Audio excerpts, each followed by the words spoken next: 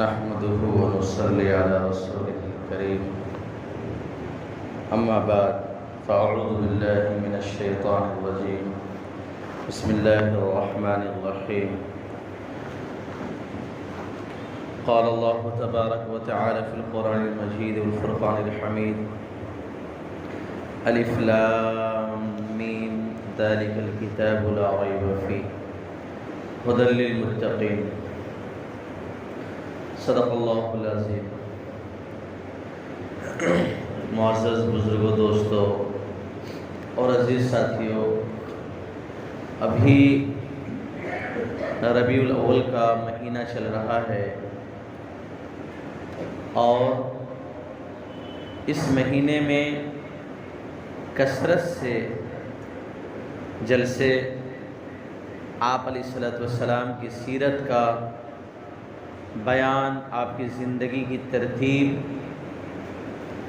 آپ علیہ السلام کی سیرت طیبہ کا ذکر بہت کثرت سے سنا، علماء نے بیان کیا، مساجد کے ائمہ کرام نے بیان کیا اور کرنا چاہیے، کیونکہ ذکر حبیب بھی عبادت میں سے ہے، ذکر رسول بھی عبادت میں سے ہے، لیکن مناسب معلوم ہوا کہ جہاں آپ علیہ السلام کی احادیث مبارکہ، جہاں آپ علیہ السلام کی سیرت طیبہ، جہاں لقد کان لکم فی رسول اللہ اسوۃ حسنہ کی صدائیں گونجی، آواز بلند ہوئی، اس پر عمل کرنے کی ترکیبیں سوچی گئی، عمل کرنے کے لیے اسلام کے جیالے کھڑے ہوئے اور عمل کرنے کا عزم کیا، ارادہ کیا کہ اب ہاں سیرت طیبہ کو اپنا کر اپنی زندگی کو سنوار لیں گے، اپنی زندگی کو ڈھال لیں گے، تو مناسب معلوم ہوا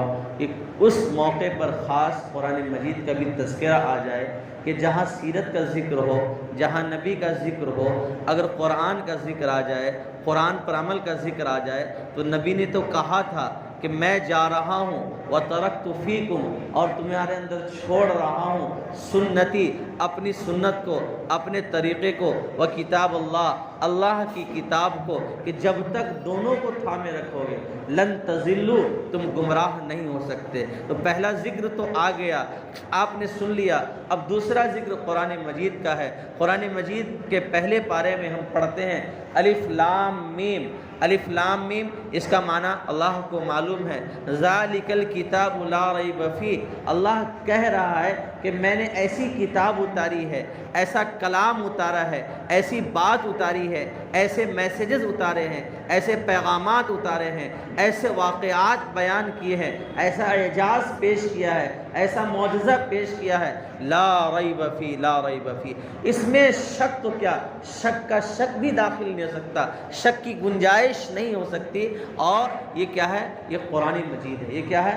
قرآن مجید ہے۔ ہدی للمتقین، اور یہ کس کام کے لیے ہے؟ لوگوں کی ہدایت کے لیے، متقیوں کی ہدایت کے لیے، ایمان والوں کی ہدایت کے لیے۔ لیکن قرآن مجید یہ صرف ایمان والوں کے لیے نہیں، قرآن مجید صرف مسلمانوں کے لیے نہیں، بلکہ قرآن مجید رہتی دنیا تک کے انسانوں کے لیے۔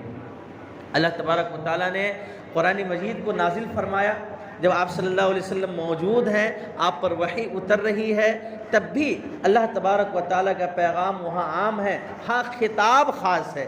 کیوں؟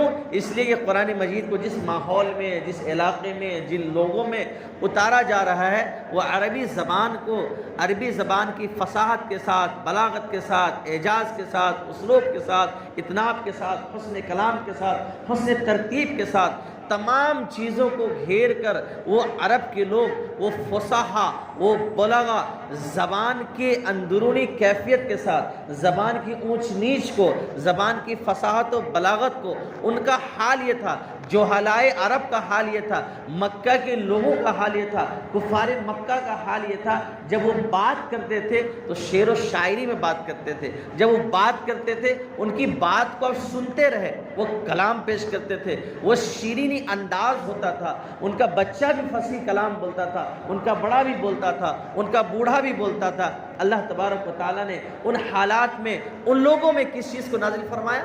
قرآن مجید کو نازل فرمائے۔ انہو لکتاب کریم، انہو لقرآن مجید، یہ قرآن مجید ہے، یہ کتاب کریم ہے، یہ عربی زبان کی کتاب ہے، یہ فصاحت والی کتاب ہے، یہ بلاغت والی کتاب ہے۔ اگر کوئی ہے تو قرآن مجید ہے۔ قرآن مجید ایک ایسی کتاب ہے کہ خود معجزہ ہے، خود دلیل ہے، خود احکام ہے، خود قانون ہے، خود کتاب ہے، اور خاص بات اس کی یہ ہے کہ ہر زمانے میں ایسی منطبق ہوتی ہے کہ اللہ کی قسم کھا کے اگر کوئی بول دے کہ ہاں قرآن کی یہ آیت، قرآن کا یہ جز، قرآن کریم کا یہ ٹکڑا یہ ابھی کے لیے نازل ہوا ہے، تو کہنا صحیح ہوگا کہ واقعات ہر زمانے میں قیامت تک واقعات منطبق ہوتے رہیں گے۔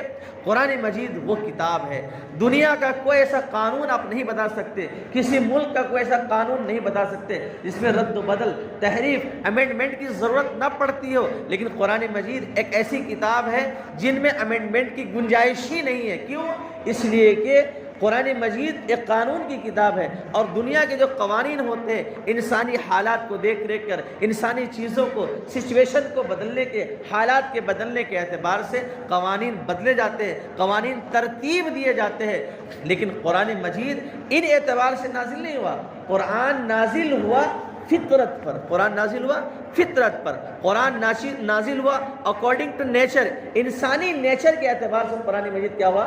نازل فطرت اللہ التی فطر الناس علیہا، یہ اللہ کی فطرت ہے، فطرت اللہ التی، اللہ تعالیٰ نے اس پر انسانوں کو پیدا کیا۔ کوئی ایسے قانون بھی آپ قرآن مجید کا بتلا دیجئے جو فطرت کے خلاف ہو، انسانی برداشت کے خلاف ہو، انسانی ان اعتبار سے کہ انسانی نقصان میں انسان پڑے، اس قانون پر عمل کر کے آپ ایک بھی قانون بتا سکتے، وہ قرآن مجید ہے، وہ قرآن مجید ہے۔ قرآن مجید یہ معجزہ ہے، اس کی کیا دلیل ہے؟ قرآن مجید اللہ کی کتاب ہے، اس کی کیا دلیل ہے؟ میرے بھائیو، خود قرآن دلیل ہے، خود کیا ہے؟ قرآن دلیل ہے، خود قرآن معجزہ ہے۔ قرآن کیسا معجزہ ہے؟ قرآن کس طرح سے معجزہ ہے؟ اس کو سمجھیے۔ ہم نے بہت سنا کہ قرآن معجزہ ہے، قرآن کیسے معجزہ ہے؟ ہم یہ کہتے ہیں کہ نبی علیہ السلام کا کھلا ہوا معجزہ ہے، اللہ تعالیٰ نے قرآن مجید کیا ان کو دیا۔ لیکن قرآن مجید کا اعجاز سمجھیے، قرآن مجید کا اسلوب سمجھیے، قرآن مجید کا طریقہ سمجھیے، قرآن مجید کا انوکھا پن سمجھیے۔ اللہ تعالیٰ قرآن مجید میں فرماتے ہیں اللہ الذی نزل احسن الحدیث، سب سے اچھا کلام، سب سے بہترین کلام، سب سے نمایاں کلام، سب سے الگ تھلگ انوکھا پن رکھا ہوا کلام اللہ تبارک و تعالی نے نازل فرمایا۔ قرآن مجید اعجاز اس اعتبار سے ہے کہ قرآن مجید جس زمانے میں نازل ہوا ہے اس زمانے میں بڑے بڑے ادیب عربی زبان کے، قرآن مجید چونکہ عربی زبان میں نازل ہوا تو بڑے بڑے جو ادبا ہوتے تھے، بڑے بڑے جو شعراء ہوتے تھے، عربی زبان کی نکتہ چینیاں ان کے گھر کی کھیتی تھی، عربی زبان پر تنقید ان کا بچہ بھی جانتا تھا۔ عربی زبان کا اعجاز کا مطلب ہوتا ہے کسی انسان کو اپنے کلام، فصاحت و بلاغت، بول چال سے عاجز کر دینا، خاموش کر دینا۔ یہ ان کی گھٹیوں میں پڑی ہوئی تھی، ان کے گھر کی کیا تھی؟ کھیتی تھی۔ یہ عربی زبان سے، فصاحت و بلاغت سے کھیلا کرتے تھے۔ یہ عرب کے اس دنیا میں قرآن مجید جب نازل ہوا تو جتنے بھی فصیح و بلیغ تھے، جتنے بھی بلغاء تھے، فصاحہ تھے، خطبہ تھے، جتنے بھی ناقدین تھے، سب کے سب نے اپنی زبان قرآن کے لیے بند کر دی، اور بیک زبان اس وقت کہا کہ ہذا کلام لیس بکلام الانسان، یہ انسان کا کلام نہیں ہو سکتا، یہ انسان کا کلام نہیں ہو سکتا ہے۔ اسی لیے قرآن مجید اعجاز کے اعتبار سے، فصاحت و بلاغت کے اعتبار سے، ترتیب کے اعتبار سے، اسلوب کے اعتبار سے جہاں عرب کو چیلنج کیا اور قرآن نے یہ کہا کہ فَأْتُوا بِسُورَةٍ مِّن مِثْلِهِ، چلو تم اگر کہتے ہو کہ نبی کی بات ہے، تم کہتے ہو انسان کا کلام ہے، چلو چھوٹی سی سورت تو پیش کر دو، چھوٹی سی صورت تو پیش کر دو. ارے ان کا بچہ بھی صورت پیش کر سکتا تھا، ان کا بچہ بھی، ان کا بڑا بھی، ان کا بوڑھا بھی. وہ ان کی زبان تھی اور زبان کو بہت اچھے سے جانتے تھے، پیش کر سکتے تھے.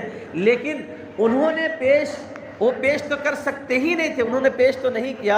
اور یہ چیلنج جو ہے چل رہا ہے اور قیامت تک یہ چیلنج رہے گا کہ جتنی عربی زبان، عربی داں پیدا ہو جائے، لیکن قرآن مجید کی ایک آیت جیسی کوئی آیت یا ان جیسا کلام پیش کر ہی نہیں سکتا. حالت یہ ہے کہ عربی زبان میں جہاں جہاں کہیں سانپ کا تذکرہ آیا ہے تو اللہ تعالیٰ نے کہیں حیتن لفظ فرمایا ہے، کہیں ثعبان لفظ فرمایا ہے. تو یہاں پر اگر ثعبان کو ختم کر کے اگر حیتن استعمال کیجئے تو فصاحت و بلاغت گڑبڑ ہو جاتی ہے. یہ دیکھیے، حالانکہ معنی وہی ہے، وہاں بھی سانپ کے معنی ہے، یہاں بھی سانپ کے معنی ہے. لیکن اگر آپ چینج کر دیتے ہیں، اگر زبر کو زیر کر دیتے ہیں، اگر نقطے میں تحریف کر دیتے ہیں تو معنی کہیں سے کہیں کیا ہو جاتا ہے، بدل جاتا ہے. یہ ہے قرآن مجید کا اعجاز. قرآن مجید کی ترتیب کی بات کریں آپ، قرآن مجید جہاں وہ اعجاز ہے، قرآن مجید ایک اعجاز رکھتا ہے کہ اللہ تبارک و تعالیٰ نے قرآن مجید میں جو ان واقعات کو ذکر کیا ہے کہ جو واقعہ صرف اللہ کو معلوم ہو سکتا ہے، اللہ کے غیر کو معلوم نہیں ہو سکتا ہے. حضرت یوسف علیہ السلام کو دیکھ لیجئے. حضرت یوسف علیہ السلام کی پیدائش، حضرت یوسف علیہ السلام کا خواب دیکھنا، حضرت یوسف علیہ السلام کا خواب بیان کرنا، حضرت یوسف علیہ السلام کے خلاف بھائیوں کی سازش کرنا، حضرت یوسف علیہ السلام کو کنواں میں ڈالنا، حضرت یوسف علیہ السلام کا کنواں سے ایک قافلے کا نکالنا، حضرت یوسف علیہ السلام کا وہاں سے نکال کر بازار میں بیچنا، وہاں سے غلام بننا، وہاں سے تخت پر بیٹھانا. یہ کون بتا سکتا ہے؟ یقینی بات ہے، یہودی بھی معترف ہے، نصارہ بھی معترف ہے، دنیا کا ہر ایک معترف ہے. یہ بات تو صرف اور صرف کون بتا سکتا ہے؟ جو سارے جہاں کا علم رکھتا ہو، سارے جہاں کو جانتا ہو. یہ تو وہ باتیں ہیں جو ہماری کتابوں میں موجود نہیں ہے، جو قرآن مجید نے ذکر فرمایا. وہ قرآن کون ہے؟ قرآن وہ ہے جو عیسیٰ علیہ السلام کی پیدائش، ماں کے حاملہ ہونے تک، ماں کے پیٹ سے حضرت عیسیٰ علیہ السلام کے نکلنے تک، کھجور کے تنے تک آنے کا، فکلی واشربی وقرری عینا، اللہ کے یہ کہنے کا کہ چلو یہ اس سے کھاؤ، کھجور سے کھاؤ اور اس پانی کو پیو. اور پھر حضرت عیسیٰ علیہ السلام کا ماں کی گود میں بات کرنے کی بات، یہ کون کر سکتا ہے؟ قرآن مجید کر سکتا ہے. حضرت موسیٰ علیہ السلام کا کوہ طور پر جانا، وہاں پر اللہ سے بات کرنا اور وہاں یہ مطالبہ کرنا، ربی ارنی انظر الیک، اے اللہ میں آپ کو دیکھنا چاہتا ہوں. پھر حضرت موسیٰ علیہ السلام کا خر راکعا، خر صاعقا، بے ہوش ہو کر گر جانا، اللہ کی تجلی اختیار کرنا. یہ کون بتا سکتا ہے؟ یہ قرآن مجید بتا سکتا ہے. حضرت لوط علیہ السلام کے واقعات ہو، یا ہود علیہ السلام کے واقعات ہو، یا صالح علیہ السلام کے واقعات ہو، یا شعیب علیہ السلام کے واقعات ہو، یا فرعون کا واقعہ ہو، یا حامان کا واقعہ ہو، یا قارون کا واقعہ ہو، یہ کون بتا سکتا ہے؟ صرف قرآن مجید کا اعجاز ہے. یہ وہ چیزیں ہیں، وہ غیب کی باتیں ہیں جو دیگر کتابوں میں نہیں پائی جاتی ہے. آپ ایک عیسائی سے بات کیجئے، عیسائی سے بات کیجئے. جب عیسائی کو آپ یہ بتاتے ہیں کہ حضرت مریم کے بارے میں بتاتے ہیں، عیسیٰ علیہ السلام کی پیدائش کے بارے میں بتاتے ہیں، تو وہ کہتے ہیں تم یہ کہاں سے لے کر آئے؟ یہ تو ہماری کتاب میں بھی یہ چیزیں موجود نہیں، ہماری کتاب میں بھی یہ چیزیں موجود نہیں ہے. جب ہم کہتے ہیں یہ بات، ان باتوں کو تو قرآن مجید نے ذکر کیا ہے، کہا کہ ہاں قرآن مجید ان کو ذکر کرتا ہے. قرآن مجید نے یہ کہا، قرآن مجید نے بتلایا کہ مریم کے بیٹے تھے. قرآن مجید نے یہ بتلایا کہ حضرت عیسیٰ علیہ السلام کو سولی نہیں دی گئی. قرآن مجید نے یہ بتلایا کہ عیسیٰ علیہ السلام کو آسمان میں اٹھا لیا گیا. قرآن مجید نے یہ بتایا، اور احادیث مبارکہ کی تشریح سے یہ بات معلوم ہوئی کہ عیسیٰ علیہ السلام قرب قیامت پھر دوبارہ تشریف لائیں گے. یہ کیا ہے؟ قرآن مجید کا اعجاز ہے. یہ قرآن مجید کا اعجاز ہے.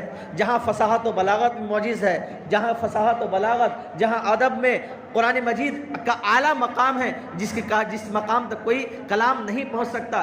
جہاں واقعات کو لے لیجئے، جہاں حوادث کو لے لیجئے، قرآن مجید نے ترتیب وار ذکر کیا ہے. قوانین کی بات کریں تو قرآن مجید کا قانون، ایک قانون ہر زمانے میں لاگو ہو، ہر جگہ لاگو ہو، دنیا کے ہر خطے میں لاگو ہو، تو وہ امن و امان، وہ امن قائم ہوگی، وہ آشتی قائم ہوگی، وہ ہم ہم آہنگی قائم ہوگی کہ دیگر علاقوں میں قائم نہیں ہو سکتی جہاں قرآن مجید کا نفاذ ہوگا۔ یہ وہ قرآن مجید ہے جس نے دنیا کو امن کا پیغام دیا، دنیا کو بتلا دیا آؤ قرآن کی طرف۔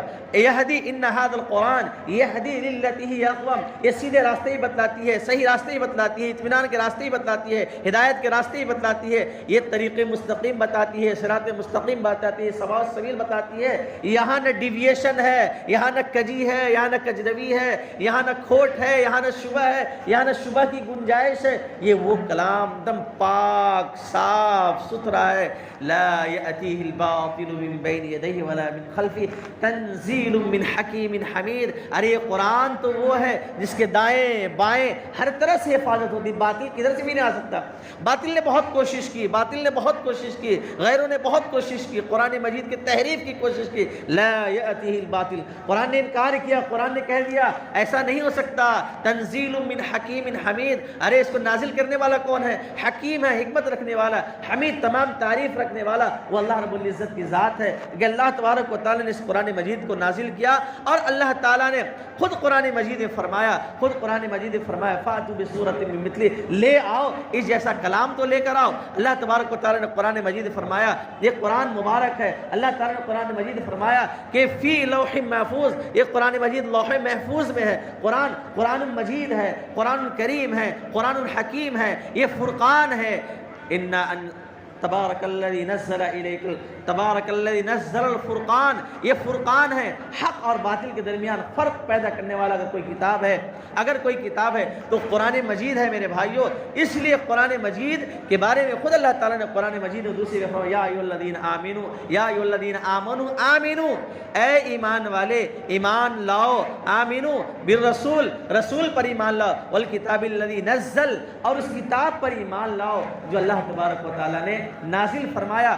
ارے قرآن کے بارے میں پوچھتے ہیں قرآن کس اعتبار سے دیکھنا چاہتے ہیں؟ قرآن شفا کے اعتبار سے، اللہ کہتا ہے فیہ شفاء للناس، دل کی بیماریاں ہیں، شفاء لما فی الصدور، آپ ہدایت چاہتے ہیں، ھدی للمتقین، آپ رحمت چاہتے ہیں، رحمت للمؤمنین، آپ بشارت چاہتے ہیں، بشریٰ للمسلمین، آپ کہتے ہیں کتاب کون سی ہے؟ نذیر، یہ کتاب نذیر بھی ہے، یہ کتاب بشیر بھی ہے، یہ کتاب حفاظت کرنے والی ہے۔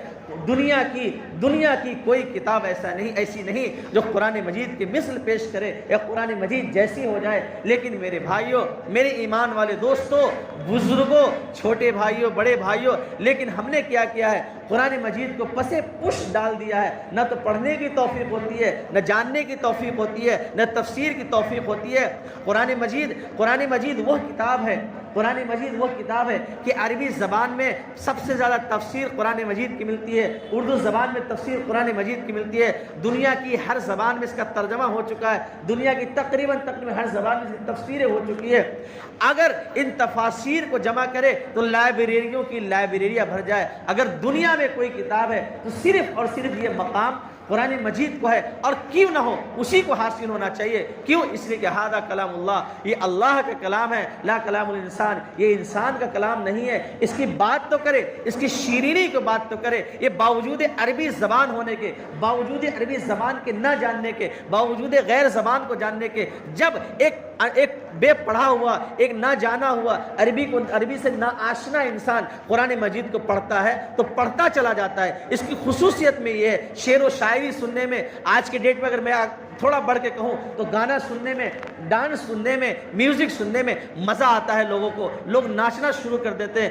آپ آئیے قرآن مجید کی طرف، اس کو سنیے، اس کو پڑھیے، وہ چاشنی جو قرآن مجید میں آئے گی وہ میوزک میں، وہ گانے میں، وہ شعر و شاعری میں نہیں آ سکتی۔ اللہ تبارک و تعالیٰ نے قرآن مجید کو نازل فرمایا، شعر و شاعری کا اسلوب نہیں ہے، اس میں شعر و شاعری کی تختی نہیں ہے، شعر و شاعری کا انداز نہیں ہے، لیکن عرب کی دنیا میں جب عرب لوگ قرآن مجید کو سنتے تھے اس میں کوئی شعر و شاعری نہیں ہے۔ اور شاہ ولی اللہ محدث دہلوی رحمۃ اللہ علیہ نے خود لکھا ہے الفاظ الکبیر میں، یہ نثری ہے۔ نثر کا مطلب ہوتا ہے، اس کو نثر کا مطلب کہہ سکتے ہیں سینٹینس میں فریم کیا گیا۔ سینٹینسز میں کیا فریم کیا گیا اس کو، لیکن جب عرب کی دنیا اس کو سنتی ہے، عربی داں اس کو سنتا ہے تو شعر و شاعری بھول جاتا ہے، شعر و شاعری کی فصاحت و بلاغت سنتا ہے، قرآن مجید کو سنتا ہی رہ جاتا ہے۔ اور یہ حقیقت ہے، اور حقیقت ہے نبی صلی اللہ علیہ وسلم کے زمانے میں جہاں ایک طرف ابو جہل آپ کی مخالفت کرتا تھا، امیہ عتبہ آپ کی مخالفت کرتا تھا، اور دوسری طرف نبی علیہ الصلوۃ والسلام جب قرآن مجید کی تلاوت کرتے تھے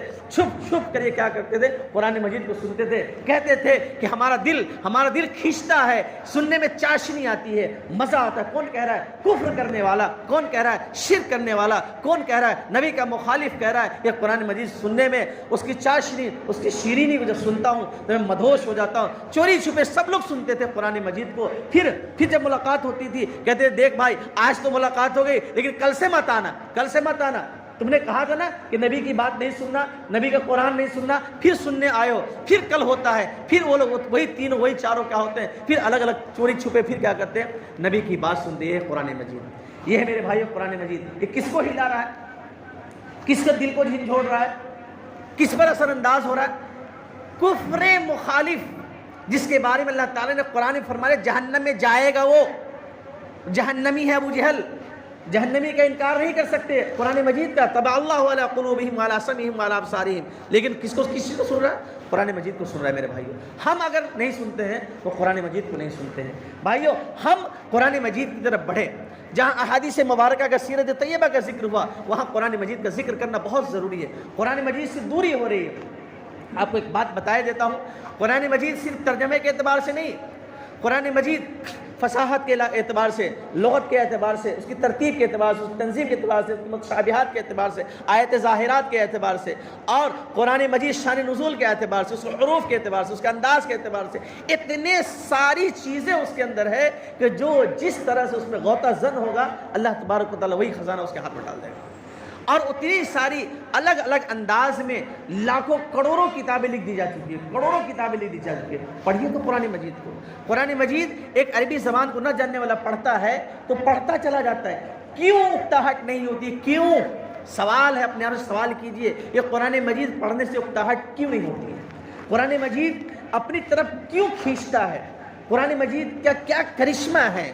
قرآن مجید کیسی چیز ہے کہ پڑھتا جاتا ہے، پھر پڑھتا ہے بندہ، زبان بالکل نہیں جانتا، حرف تک صحیح سے نہیں پہچانتا ہے، ہندی میں بھی پڑھنا چاہتا ہے پھر بھی جو دل کو کھینچتا ہے۔ کیا چیز ہے قرآن مجید؟ یہ اللہ کی قسم اور اللہ ہی ہے، چونکہ یہ اللہ کا کلام اس لیے کھینچتا ہے۔ دنیا کی زبان اگر آپ نہیں جانتے ہیں تو جب سامنے وہ زبان آتی ہے ہم کیا کرتے ہیں؟ فوراً سائڈ کر دیتے ہیں، بھائی اس کو ہم پڑھیں گے ہی نہیں، نہ پڑھ سکتے ہیں اور نہ پڑھیں گے، نہ پڑھنے میں مزہ ہے۔ آپ کو چائنیز زبان لا کے دے دی جائے، اب کہ بھائی کیا بھائی سائڈ کرو، آپ اردو نہیں جانتے، اردو زبان دے دے، بھائی ہمیں اردو زبان نہیں جانتے، ہم کو انگلش چاہیے۔ لیکن قرآن مجید کی جب بات آتی ہے تو ہر مسلمان کہتا ہے ہم پڑھیں گے، ہر مسلمان کہتا ہے ہم پڑھیں گے، ہر ایمان والا اس کو گلے لگاتا ہے۔ قرآن مجید کی اور باریکی بتا دوں، قرآن مجید جب چھونے کی بات آتی ہے، لینے کی بات آتی ہے، اللہ کہتا ہے لا یمسہ الا المطہرون، وضو کے بغیر مت چھونا ہے اس کو۔ یہ قرآن ہے، قرآن اللہ کی کتاب ہے۔ اگر اس کو رکھنے کی بات آتی ہے تو قرآن مجید دنیا کی واحد کتاب ہے، اس کو گھر میں رکھنا بھی برکت ہے، اس کو چھونا بھی برکت ہے، اس کو دیکھنا بھی برکت ہے، اس کو پڑھنا بھی برکت ہے۔ ہر طرح سے برکتوں کا نزول قرآن مجید سے ہوتا ہے۔ میرے بھائیوں، میرے مسلمان بھائیوں، آگے بڑھیے، قرآن مجید کو پڑھیے، قرآن مجید کی تفسیروں کو پڑھیے، قرآن مجید کی فصاحت کو پڑھیے، بلاغت کو پڑھیے، قرآن مجید کیا کہتا ہے۔ کتنی افسوس کی بات ہے ہمارے لیے، کتنی افسوس کی بات ہے۔ اللہ کا پیغام ہے، اللہ کا میسج ہے، اللہ تبارک و تعالیٰ نے اپنا کلام ہمارے سامنے پیش کیا۔ یہ قرآن مجید کا ایسا اعجاز ہے، بتا دیتا ہوں کہ نہ تو اس طرح سے تورات ہے، نہ تو زبور ہے، نہ تو انجیل ہے، نہ الگ صحائف ہے۔ اسی لیے قرآن مجید پچھلی تمام کتابوں کو منسوخ کرنے والی ہے، کیونکہ قرآن جیسا کوئی کلام نہیں، نہ تو تورات میں ہے، نہ زبور میں ہے، نہ انجیل میں ہے۔ یہ کتاب اللہ تبارک و و تعالیٰ نے ہم آپ کو عطا فرمائی. کتنی عزت کی، کتنے پڑھنے کی ضرورت ہے، کتنی عمل کرنے کی ضرورت ہے. اس لیے ہم میں سے ہر شخص ابھی بیٹھ کر یہ ارادہ کرے کہ اللہ کا کلام ہے، اللہ کا کلام سمجھ کر، اللہ کی عزت و عظمت کو دل میں رکھ کر ہر طرح سے قرآن مجید کو پڑھنے کی، سیکھنے کی، سمجھنے کی کوشش کریں گے. افسوس ہوگا ہمیں افسوس ہوگا کہ دنیا میں رہتے ہوئے سب کچھ سیکھا، ہنر سیکھے، علم سیکھا، ایجوکیشن سیکھا، لینگویجز سیکھے، اگر نہیں سیکھا تو قرآن مجید نہیں سیکھا. میرے بھائیوں، یہ افسوس ہمارے ساتھ دفن ہو جائے گا. لیکن ابھی ہمارے پاس چونکہ اللہ تعالیٰ نے وقت دیا ہے، صحت دی ہے، سب کچھ دیا ہے، ہم قرآن مجید کو سیکھنے کی کوشش آج ہی شروع کر دیں. کل نہ کہے، کل کسی نے نہیں دیکھا ہے، نہ کل آیا ہے، نہ کل آ سکتا ہے. آج سے اپنے طریقے سے قرآن مجید پڑھنے کی، قرآن مجید سے جڑنے کی، قرآن مجید کی تفسیر کی. جو قرآن مجید پڑھنا جانتے ہیں وہ آگے بڑھے، ترجمہ پڑھنے کی کوشش کریں. جو ترجمہ پڑھتے ہیں تفسیر پڑھنے کی کوشش کریں. دیکھیے، میں ٹائم ختم ہو گیا ہے لیکن آخری بات میں بتا دیتا ہوں. جو یہ مشہور ہے کہ تفسیر نہیں پڑھنا چاہیے، تفسیر نہیں کرنا چاہیے، یہ بالکل صحیح ہے. اس کا مطلب یہ ہے کہ آپ تفسیر اپنے من سے نہ کرو. پھر سے ریپیٹ کرتا ہوں، آپ تفسیر اپنے من سے نہ کرو. تھوڑی سی عربی پڑھ کے قرآن میں منمانی نہ کرو، اس کا یہ مطلب ہے. لیکن جب آج کے ڈیٹ میں تفسیر کی کتابیں آ چکی ہے، اور میں کہتا ہوں ہر مسلک کی تفسیر کتابیں آ چکی ہیں. آپ جس مسلک کو پڑھو بھائی، قرآن پڑھو. لیکن آپ کیا کرو؟ قرآن پڑھو. ہم نہیں کہتے قرآن، آپ کی تفسیر آ چکی ہے، ترجمے آ چکے ہیں. پھر اگر آپ ایکسکیوز کرتے ہیں کہ بھائی ہمارے پاس تفسیر نہیں ہے، تو یقیناً آپ غلطی پر ہیں. کیا ہے؟ غلطی پر ہے. آج تفسیر پڑھنے کی ضرورت ہے. آپ کو تمام فصاحت کی، بلاغت کی، نحو کی، صرف کی، ان کی علوم کی اب ضرورت بہت زیادہ نہیں رہی. یہ صرف اب علماء کے ساتھ خاص رہا. یہ علوم کیا رہا؟ علماء کے ساتھ خاص رہا، مفتیان کرام کے ساتھ، مفسرین کرام کے ساتھ خاص رہا کہ وہ ڈائریکٹ عربی زبان کو جانتے ہوئے تفسیر چونکہ پڑھ کر آتے ہیں وہ، اس لیے ان کے لیے تفسیر کرنا آسان ہو جاتا ہے. بار بار تفسیر دیکھنے کی ضرورت نہیں رہتی. لیکن اس کے باوجود بھی ہزاروں بار ہمیں تفسیر دیکھنے کی ضرورت پڑتی ہے، ہزاروں بار ترجمہ دیکھنے کی ضرورت پڑتی ہے. اگر کوئی شخص چیلنج کرتا پھر ہے کہ مجھے قرآن کا ایک ترجمہ آتا ہے، ایک تفسیر آتی ہے، تو شاید وہ جھوٹ بول رہا ہوں، شاید جھوٹ بول رہا ہوں. اس لیے میرے بھائیوں، آپ لوگوں سے ریکویسٹ ہے، ہم مسلمانوں سے، ہم ایمان والوں سے، ہم قرآن پر ایمان رکھنے والے ہیں اور قرآن کے میسج کو نہ پڑھ سکے، یہ افسوس کی بات رہی. ہم میں سے انشاءاللہ ہر ایک شخص ارادہ کرے، انشاءاللہ قرآن نہیں پڑھتے، انشاءاللہ آج سے ہی انشاءاللہ قرآن پڑھنا شروع کریں گے، پڑھیں گے انشاءاللہ. اور قرآن کو انشاءاللہ ضرور سیکھیں گے. جو لوگ قرآن پڑھنا جانتے ہیں ان کی تفسیر کو انشاءاللہ سیکھیں گے. اللہ تبارک و تعالیٰ سے دعا ہے اللہ ہمیں پڑھنے کی توفیق عطا فرمائے، اس پر عمل کرنے کی توفیق عطا فرمائے. وآخر دعوانا الحمدللہ رب العالمین.